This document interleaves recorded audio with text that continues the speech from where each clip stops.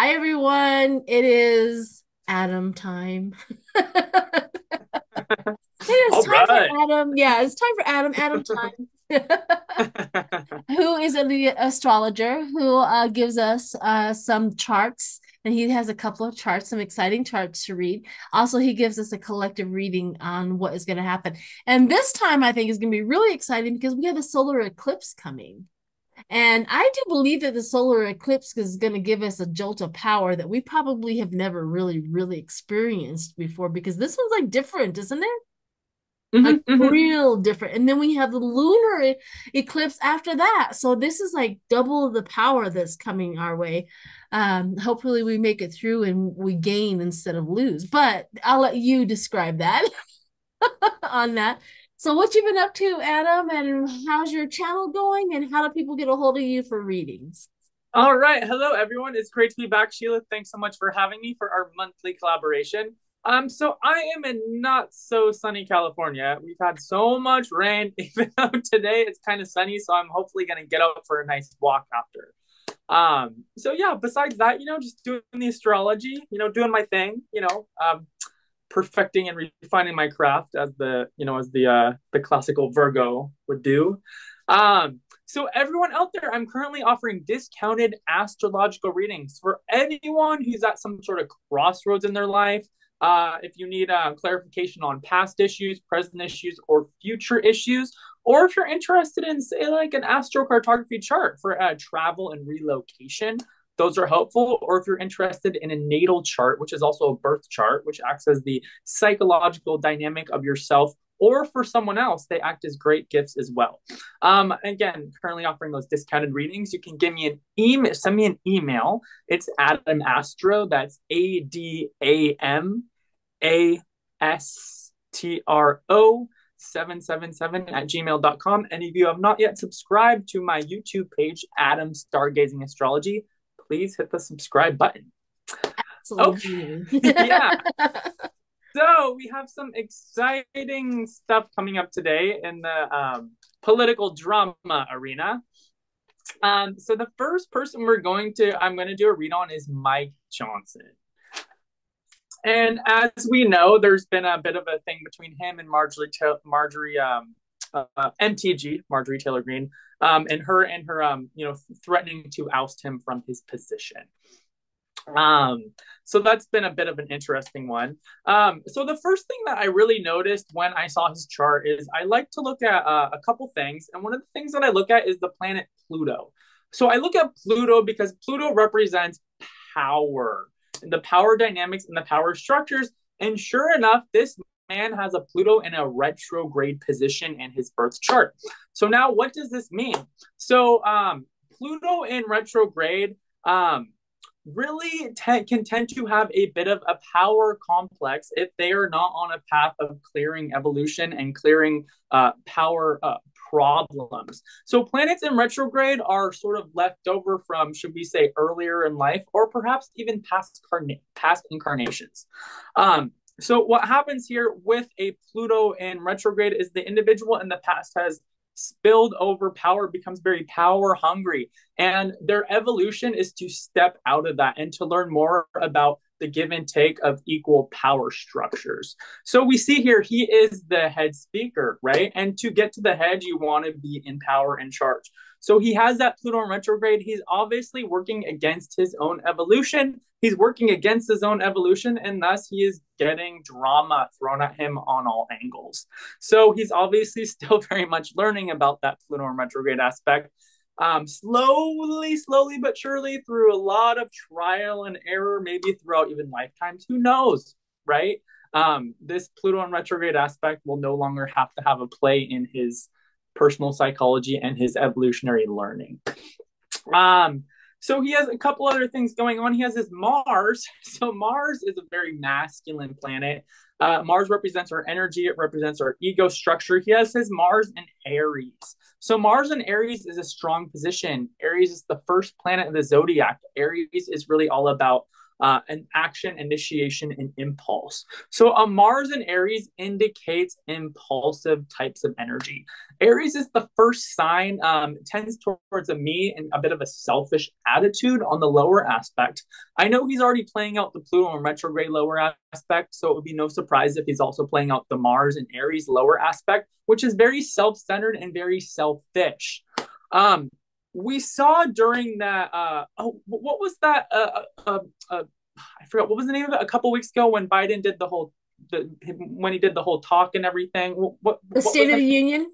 Yes, thank you. He did the State of the Union. We see Kamala in the back. We see him in the back, and we see he's kind of this real smug little character, who's very much kind of very opinionated and very much kind of in it for himself, and very like feels very justified, and very very anything that's not within his power range, right? I did a video of all of his little expressions on his face as he was talking. It was hilarious. But Yeah. anyways, when is his birthday? So he's actually an Aquarius. Oh, Yeah, he's an Aquarius. So okay, so what's interesting here, right? So for example, Sheila, right, you have an Aquarian moon.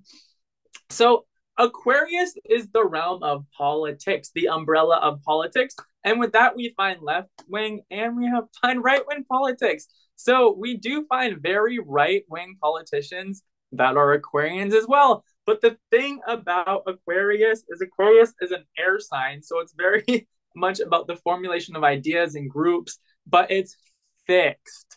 So when you get fixed in opinion.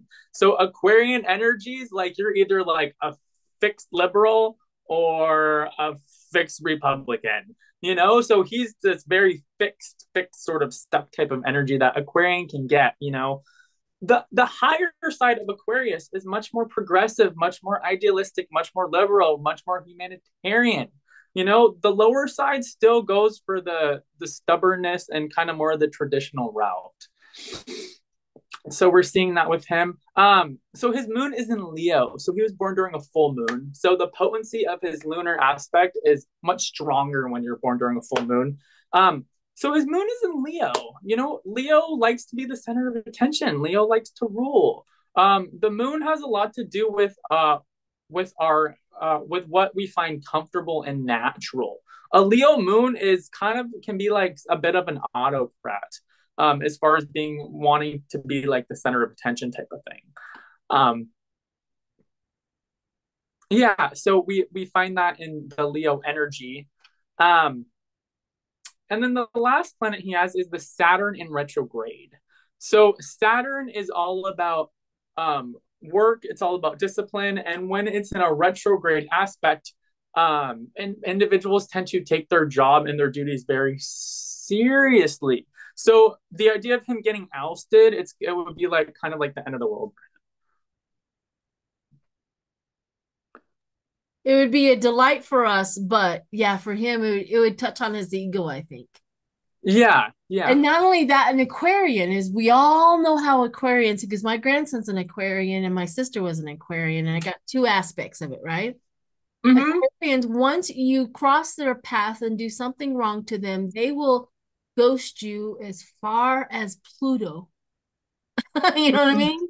They will take you out of their realm of their consciousness. I mean, they will just literally obliviate your memory and thought. So I was Yeah. curious of how he would be treating, since he's an Aquarian, how he would treat Marjorie Taylor Greene, being that she has now threatened his job. On that. He Yeah, that's a really good question. A Mars and Aries, is can be extremely like brash and intense and disruptive. I mean, this is a Mars and Aries is all about war. When I think of Mars and Aries, I think of literally war paint and spears. Yeah, and the Um, thing about it is that, like we were talking about earlier, and I'll let you continue on, I promise, is that he has made her an impeachment manager, or he made her an impeachment manager prior to her threat. So I'm mhm. wondering if he's not gonna take her off because that would just cause drama, or what do you think? How his um, as far as the impeachment, I it's hard to say what's going to happen here. So he's needing, it's a combination between, of course, the power plays, but then him also needing to kind of keep a front, because when you're the head man, you also kind of got to play it cool, so he actually does. I mean, he does have the ability to do that with an Aquarius sun. It just really depends. I mean, a lot of it depends on this Mars and Aries, if he's going to act out of impulse. He also has a Venus with an inconjunct Uranus. So Venus is the aspect of relationships.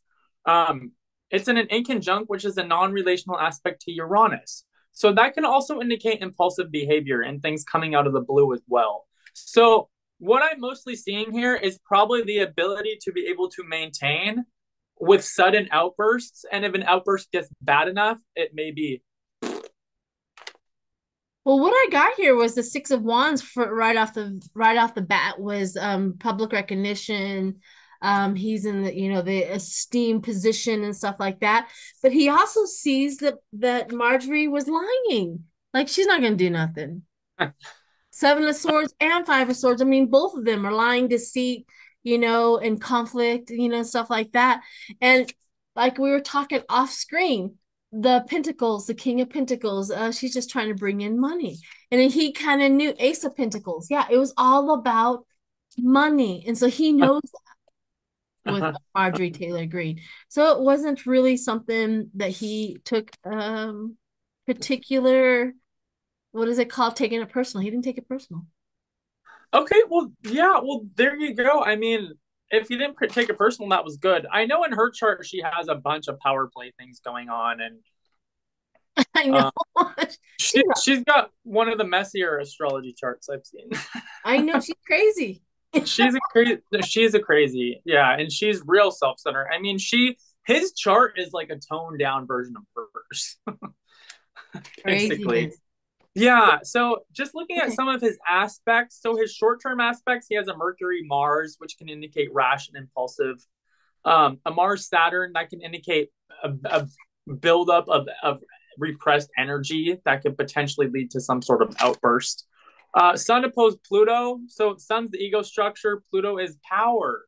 So he's getting confronted. His basically, it's like his power is getting like looked at from another angle. It's like she's almost looking at him from a different view. It's like they're mirrors looking at each other from like the direct opposite side. And of course, that Pluto in retrograde, right? The Pluto in retrograde, if they're not on an evolutionary path, they will do anything to hold their positions of power. He also has a Venus return as well. So Venus is circled all the way around the chart again, and it's mentioned that Venus with that non in conjunct non-relational aspect to Uranus indicates can be really volatile and unstable in relationships. The long term Uranus conjunct ascendant. Ascendant is more the public image. Uranus is change. Uranus is ups and downs. Uranus is fluctuations. This aspect could indicate a removal. It could. It could. There's the potential for that with this aspect. A Neptune square Jupiter, delusions of grandeur, escapism, a lack of clarity with things. This aspect could also be lies and deceit as well, trickery, fraud, charlatan type of behavior. And then Pluto's going to be culminating on the midheaven. So Pluto's coming to a culmination. So this is an interesting aspect. So this aspect indicates that he's not going to get kicked out because Pluto's going to be culminating. That his power is going to be coming more into the limelight, but it could either be for like a purging, right? A purging and a cleansing that will knock him off, or something in which he will gain more personal power. Could go either way. Yeah, I think it's sketchy at best.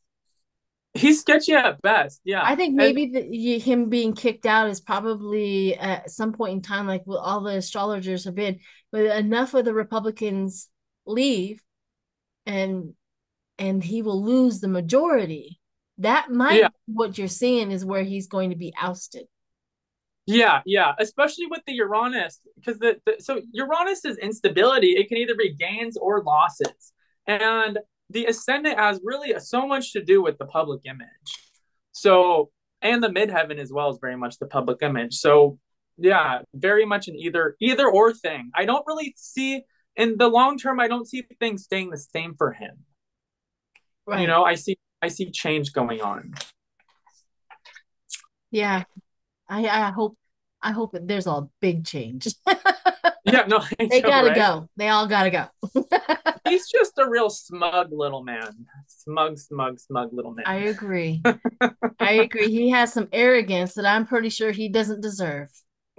Yeah, yeah, yeah. And he's, and he's not willing to he's really not willing to kind of get with the program with things. Another thing that's going on too, is the Jupiter and it is forming with Uranus now, and Uranus is all about breaking through traditional structures and old school patterns. It's sitting next to Jupiter, so it's expanding that energy. It's gifting the Uranian energy of forward movement at a high rate right now. Mm, So that's really what's happening. good. Part of what's happening. Quicker we get him out, the better off we'll be. All right. So who do you have Yes. next? So I have Judge Eileen Cannon. Um, so yeah, she's a bit of an interesting case. We know she's been delaying, delaying, delaying. She's been very much on Trump's side. So what I see here, and this is across the board with these Republican women who come in the limelight for a short amount of time and cause a ton of controversy. They all have afflicted Mars in their chart. So Mars is the ego structure. Mars is all afflicted. Mars is all about the battle, and and they tend to be popular, but more for negative reasons. They cause a lot of drama, a lot of controversy, and they're sort of like flashes in the pan. They're in and then they're out. So with her, she is, oh, guess what? She is an Aquarius as well. So to all of you, those out there with strong Aquarian energies, again, mentioned Aquarius can go either way. So she's Aquarius Sun, which makes sense because she's very much what? Involved in politics right now. Aquarius Sun, Aquarius Moon, especially that Sun sign, though, is very much drawn to the political spectrum. It's just part of where they go. It's the flocking of that Aquarius. Mm-hmm. Her moon is in Capricorn. So a moon in Capricorn is much more traditional, much more keeping up a status quo. So Capricorn rules the patriarchy as represented, let's say someone like Donald Trump. Capricorn also rules the devil card.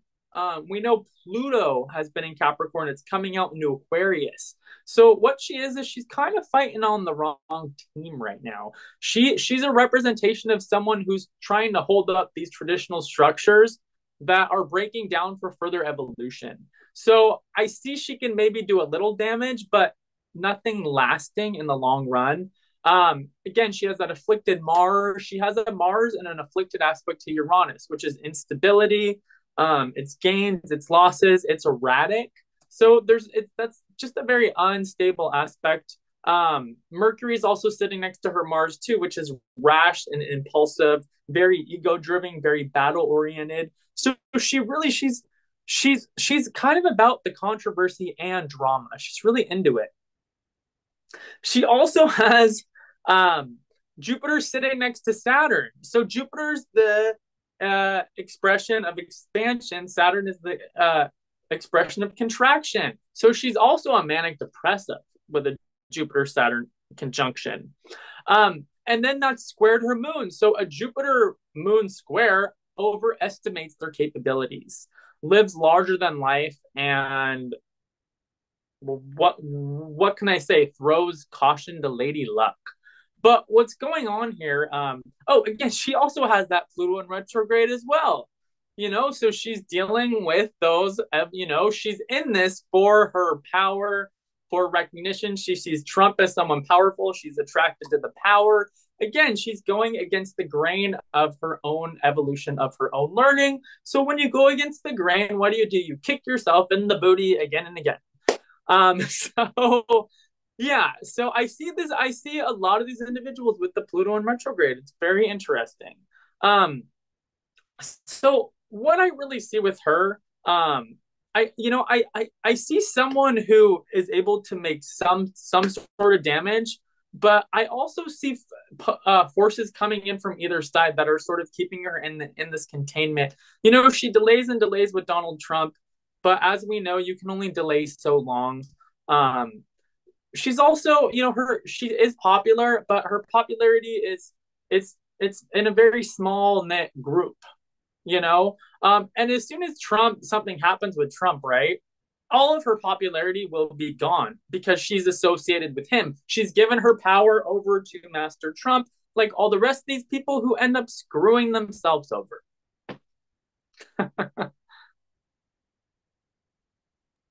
I agree. I have a feeling that when Trump is done and done, he loses the election or he goes off into the darkness somewhere, that there's going to be a huge like void of all of these little sycophants.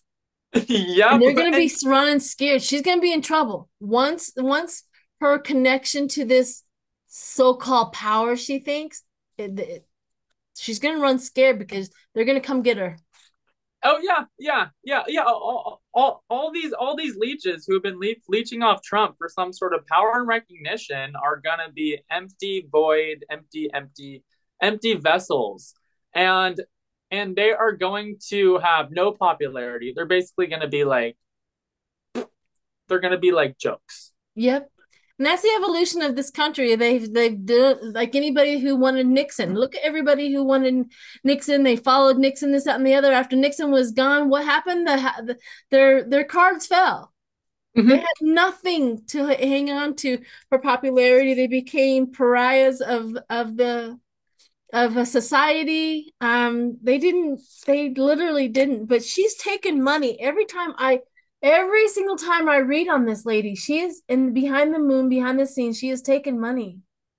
Oh wow, interesting. Okay, yeah, because money, power. Mm-hmm, Yeah. yep. She is somehow, some way. Now, the Page of Pentacles, meaning that she's taking a little money, not like big money, but there is some sort of behind the scenes money that she is receiving somehow, twisting around. Just like he has a dinner coming up where ungodly amount of money for a plate. Like VIP is almost 1 million. The other one is like 200 and something. Yeah. Oh God. So, but this is all laundering. This is how criminals launder money, right? So what they're trying to do is get money from the churches and from the evangelists and all of that. How do they get money from the evangelists? Is what they do is they do a backdoor thing where they offer up a dinner. Now, it really doesn't matter who comes to the dinner or whatever. It's even irrelevant if they paid for the dinner plate. However, the money's going to come through to pay for all of his legal things, and it's probably going to come through the church because that's how the circle of laundering money and how it works. Because so and so can say, "Hey, how what we need to do is chase everybody down that's there and find out where they got that money from." But that's the rub. That's how they're doing it. Crazy, crazy, crazy. Yeah. Anyways, okay, so now next you have is the Yeah, so I have the collective forecast. So this is for everybody. Alrighty. So it's actually pretty exciting coming up. So April 8th, which is right around the corner, we have the new moon in Aries solar eclipse. So a new moon is when the sun and the moon are in the same astrological sign. So the new moon is definitely kind of a time for a downtime, a bit of a time for silence. Great time for planting psychological seeds, things that you want to see manifest coming up. Also, too, a great time for like actually like planting seeds in the ground as well, because of spring. Um, so what's going on here is we have a lot of this Aries energy coming combined with this solar eclipse. So um, a solar eclipse is really where moments where we can step into our fate, where we can step into destiny, new beginnings and new opportunities are generally available. It's a really exciting time, and Aries is the first sign of the zodiac. It's all about the forward push for for new ideas, new momentums, new evolution. Aries is all about pioneering energy, action, excitement, adventure, travel. Great time for all of that. Great time for personal breakthroughs. A great time too to be able to perhaps separate too from negative things that have been holding you back. So what's happening here is the North Node, which is our evolutionary direction of progression, is in Aries as well. So this is just a ton of Aries energy going on. Our South Node, which represents our comfort zone and our past, is in Libra. So a Libra South Node, in order to move from that South Node energy into our North Node, we need to have our relationships settled, our a harmonious balance within our relationships before we can step into new ideas, new endeavors, new projects, things like that. So that being said, there are a couple planets still in Pisces. Mars and Saturn are going to be in Pisces. We need to watch out for energy reserves. Even though Aries is very energetic, Mars is really the planet that has most to do with our energy. Mars and Pisces can kind of diffuse the energy a bit. Saturn is still in Pisces as well. Saturn in Pisces is great for anything like a meditation practice, some sort of spiritual discipline, some sort of artistic discipline as well. Mercury is going to be in retrograde now.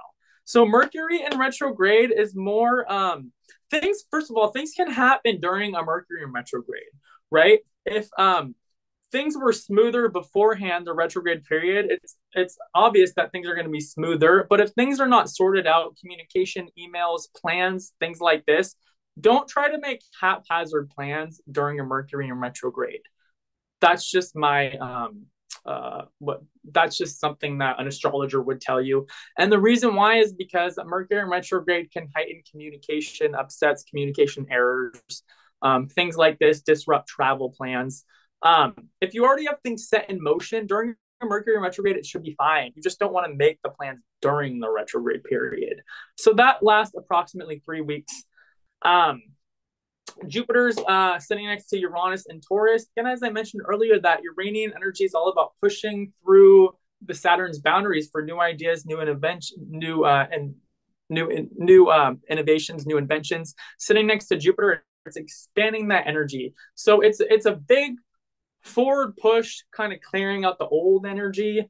And then in a couple of months, the planet Saturn, which represents karma and our structures, is going into retrograde. So Saturn in retrograde is very much, it's kind of like the negative karma that you have put out, you're going to have to kind of get back and sort of see it in your face. So, escapist tendencies are still possible now. In June, not so much. So that being said, just an exciting time for some real forward moving energy. Pluto's in Aquarius now. So things are slowly breaking down those old structures, those old Capricornian structures. But Pluto's a generational aspect, so things happen very slowly with Pluto. But overall, a lot of energy movement in a small amount of time coming up. So pretty exciting.